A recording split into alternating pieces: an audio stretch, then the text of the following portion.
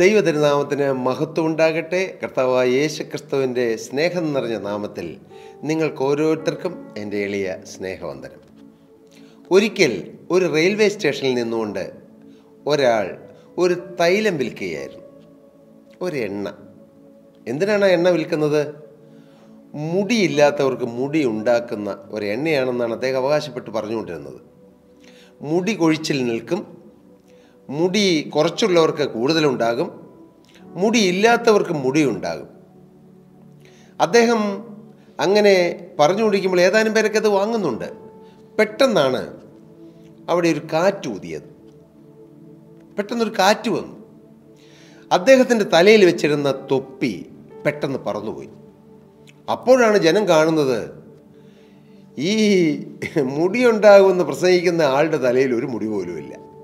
അദ്ദേഹം തൊപ്പി വെച്ചത് ജീവിതത്തിലില്ലാത്ത കെട്ടുകഥകൾ പ്രസംഗിക്കുന്ന പ്രസംഗങ്ങളാകരുത്, സുവിശേഷ യോഗങ്ങൾ, ദൈവവചന പ്രഘോഷണങ്ങൾ. നാം സാക്ഷ്യത്തോടെ പ്രസംഗിക്കുക, ജീവിതത്തിൽ അനുഭവമുള്ളത് മാത്രം പറയുക. കർത്താവിന് സ്തോത്രം. അല്ല, നമ്മുടെ ജീവിതത്തിൽ ഇതുവരെ അനുഭവിച്ചില്ല, പക്ഷെ നമ്മളൊരു തുടക്കം, രക്ഷയിലേക്ക് വന്നു, മുന്നോട്ടുള്ള യാത്രയിൽ നമ്മുടെ പ്രതീക്ഷകൾ പറയാം, നമ്മുടെ ആഗ്രഹങ്ങൾ പറയാം, നമ്മുടെ പ്രത്യാശകൾ പറയാം. ഒരുപക്ഷെ പ്രാപിച്ചിട്ടല്ല, പക്ഷേ ഇല്ലാത്തത് പറയരുത്. കർത്താവിന് സ്തോത്രം. ഇല്ലാത്തത് ഉള്ളതുപോലെ പറയരുത്, അത് വലിയ തെറ്റാണ്. കർത്താവിന് സ്തോത്രം. ദൈവവേലയോടനുബന്ധിച്ച്, വിത്ത് വിതയ്ക്കുന്നതിനോടനുബന്ധിച്ച് ദ ഇയർ ഓഫ് പ്ലാന്റിംഗ് എന്ന വിഷയത്തെ ആസ്പദമാക്കി നാം കുറേ നാളുകളായി സംസാരിച്ചു വരികയായിരുന്നു. ഇന്ന് മെസ്സേജ് തീർക്കാമെന്ന് ഞാൻ കർത്താവിൽ ശരണപ്പെടുന്നു. വിതയ്ക്ക് ചില പ്രമാണങ്ങളുണ്ട്. As you sow you reap. നീ വിതച്ചാൽ അത് തന്നെ കൊയ്യും. വിതച്ചാൽ പല നാളുകൾക്ക് ശേഷം കൊയ്യും. 3 വിതച്ചാൽ അതിലേറെ കൊയ്യും. വിതയുടെ പ്രമാണമാണ്. നാം ഇന്ന് ദൈവവചനം വിതച്ചാൽ, സത്യവചനം വിതച്ചാൽ അതിൻ്റെ ഫലം കൊയ്യും.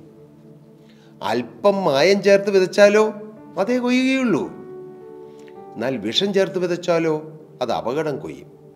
എൻ്റെ പ്രിയപ്പെട്ടവരെ, ഈ വചനത്തിൽ ഒരു മാറ്റവും നാം വരുത്തരുത്. നാം ഒരുപക്ഷെ ഒരു സഭയിലോ ഒരു മതത്തിലോ ഒരു കക്ഷിയിലോ ചേർന്ന് നിൽക്കുന്നു. അതിന് യോജിച്ച് നാം ദൈവവചനം വ്യാഖ്യാനിക്കരുത്. വിശ്വാസം ഒന്നേ ഉള്ളൂ, വചനം ഒന്നേ ഉള്ളൂ, പരിശുദ്ധാത്മാവ് ഒന്നേ ഉള്ളൂ.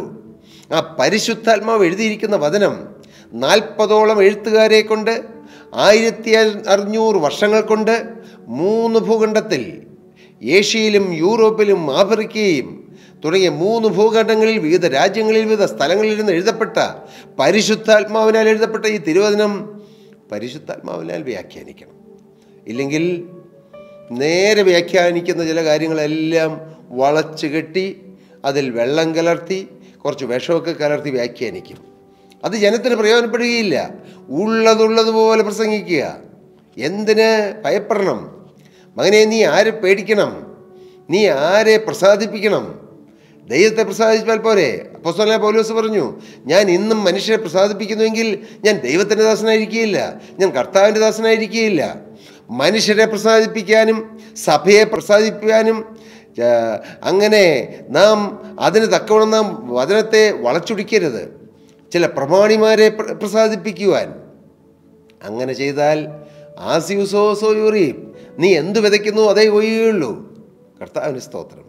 ഇവിടെ ദൈവത്തിൻ്റെ പരിശുദ്ധാത്മാവ് കൊരിന്ത്യർക്ക് എഴുതിയ 2-ാമത്തെ ലേഖനം 9-ാം അധ്യായം 10-ാമത്തെ വാക്യത്തിൽ പറയുന്നു, എന്നാൽ വിതയ്ക്കുന്നവന് വിത്തും ഭക്ഷിപ്പാൻ ആഹാരവും നൽകുന്നവൻ നിങ്ങളുടെ വിതയും നൽകി പൊലിപ്പിക്കുകയും നിങ്ങളുടെ നീതിയുള്ള വിളവ് വർദ്ധിപ്പിക്കുകയും ചെയ്യും. എന്ത് ആഴമുള്ള ദൈവത്തിൻ്റെ വചനമാണത്. എന്നാൽ വിതയ്ക്കുന്നവന് വിത്ത് നൽകുന്ന ഒരു ദൈവമുണ്ട്. വാസ്തവമായി ദൈവവചനം, അത് സത്യവചനം യഥാർത്ഥമായി പ്രസംഗിക്കണമെന്ന് ആഗ്രഹിക്കുന്നവർക്ക് സ്വർഗത്തിലെ വിത്ത് കൊടുക്കുന്ന ഒരു ദൈവമുണ്ട്. നാം വിത്ത് നേടേണ്ടത് പുസ്തകങ്ങളിൽ നിന്നല്ല, വിത്ത് നേടേണ്ടത് അറിവിൽ നിന്നല്ല, വിത്ത് നേടേണ്ടത് എക്സ്പീരിയൻസിൽ നിന്നല്ല. വിത്ത് സ്വർഗത്തിൽ നിന്ന് നേടണം. വിത്ത് ആലോചനാ സഭയിൽ നിന്ന് നേടണം. വിത്ത് വചനമാകുന്ന ഈ ബൈബിളിൽ നിന്ന് നേടണം. വിത്ത് പ്രാർത്ഥനയിലൂടെ നേടിയെടുക്കണം. സത്യമായ വിത്ത്, വചനമാകുന്ന വിത്ത്. അങ്ങനെ ദൈവം പറയുകയാണ്, എന്നാൽ വിതയ്ക്കുന്നവന് വിത്തും പോരാ ഭക്ഷിപ്പാൻ ആഹാരവും. വിതയ്ക്കുന്നവൻ്റെ കാര്യം ദൈവം നോക്കിക്കൊള്ളും. അവൻ്റെ കാര്യം, അവൻ്റെ മക്കളുടെ കാര്യം, അവൻ്റെ ഭാര്യയുടെ കാര്യം, അവൻ്റെ കുടുംബത്തിൻ്റെ കാര്യം, അവൻ്റെ മക്കളുടെ വിദ്യാഭ്യാസം, അവൻ്റെ ഭാവി എല്ലാം കർത്താവ് നോക്കിക്കൊള്ളും. വിതയ്ക്കുന്നവന് വിത്ത് മാത്രമല്ല, അവന് ഭക്ഷിപ്പാൻ ആഹാരവും കൊടുക്കും. കർത്താവിന് സ്തോത്രം. കർത്താവിൻ്റെ വേലയ്ക്ക് വേണ്ടി ഇറങ്ങുന്ന കർത്താവിൻ്റെ മക്കളെ, നിങ്ങൾ ചഞ്ചലപ്പെടരുത്. എൻ്റെ മക്കളുടെ കാര്യം ആര് നോക്കും? എൻ്റെ വീടിൻ്റെ കാര്യം ആര് നോക്കും? എൻ്റെ കുഞ്ഞുങ്ങളുടെ വിവാഹം ആര് നടത്തും? ചിന്തിക്കരുത്. തീർച്ചയായും കർത്താവിന് വേണ്ടി ആത്മാർത്ഥമായിട്ട് ഇറങ്ങിയാൽ, മകനെ, പ്രിയ മകളെ, ദൈവം ആർക്കും കടക്കാരനല്ല. മനോഹരമായൊരു പാട്ടുണ്ട്. അവനാർക്കും കടക്കാരനല്ല, അവനാർക്കും ബാധ്യതയല്ല, അവനൊപ്പം പറയാൻ ആരുമേയില്ല, അവനെപ്പോൾ ആരാധ്യനില്ല. യേശു ആർക്കും കടക്കാരനല്ല, യേശു ആർക്കും ബാധ്യതയാവുകയില്ല. കർത്താവിന് സ്തോത്രം. ആത്മാർത്ഥതയോടെ ദൈവവേലയ്ക്ക് ഇറങ്ങിയാൽ, മോനെ, നിനക്ക് വേണ്ടതെല്ലാം കർത്താവ് പ്രൊവൈഡ് ചെയ്യും. ഒരുപക്ഷെ നിൻ്റെ സഭയിലുള്ളവരായിരിക്കില്ല, ഒരുപക്ഷെ നിൻ്റെ സഭയിലെ അംഗങ്ങളായിരിക്കണമെന്നില്ല, ഒരുപക്ഷെ നിൻ്റെ സ്വന്തക്കാരോ ബന്ധക്കാരോ സഹോദരങ്ങളോ അപ്പനോ അമ്മയോ ആയിരിക്കണമെന്നില്ല. മകനെ, പ്രിയമകളെ, സ്വർഗം നിനക്ക് വേണ്ടി പ്രൊവൈഡ് ചെയ്യും. അബ്രഹാമിന് ആട്ടിൻകുട്ടിയെ, മുൾച്ചെടിയിൽ, മുൾക്കാട്ടിൽ പിടഞ്ഞു കിടക്കുന്ന ഒരു ആട്ടിൻകുട്ടിയെ കാണിച്ചു കൊടുത്ത് തൻ്റെ മകനായ ഇസ്ഹാക്കിനെ യാഗം കഴിക്കുന്നതിന് പകരം കൊടുത്ത ദൈവം യഹോവ ഇരേ.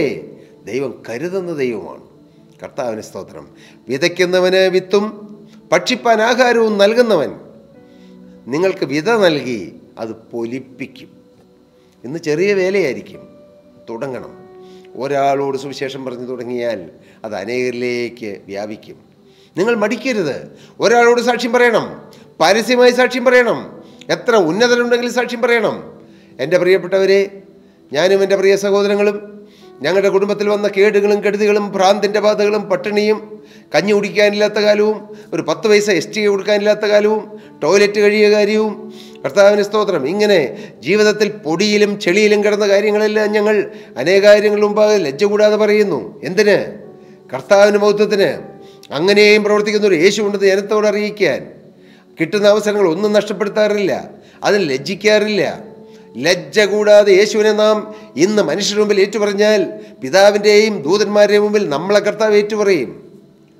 യേശുവിൻ്റെ സാക്ഷികളാകുക. മാത്രമല്ല, ഇവിടെ എഴുതിയിരിക്കുന്നു, നിങ്ങളുടെ വിത അത് പൊലിപ്പിക്കും. മാത്രവുമല്ല, നിങ്ങളുടെ നീതിയുടെ വിളവ് വർദ്ധിപ്പിക്കുകയും ചെയ്യും.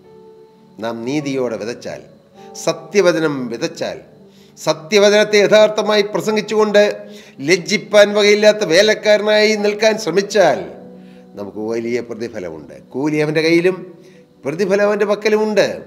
ഹല്ലേലൂയ. കർത്താവിൻ്റെ മഹത്വമുള്ള വേല ചെയ്ത് കർത്താവിൻ്റെ വിശ്വസ്തരായ കർത്താവിൻ്റെ വേലക്കാരെ ആദരിക്കും. അവരെ കർത്താവ് ബഹുമാനിക്കും.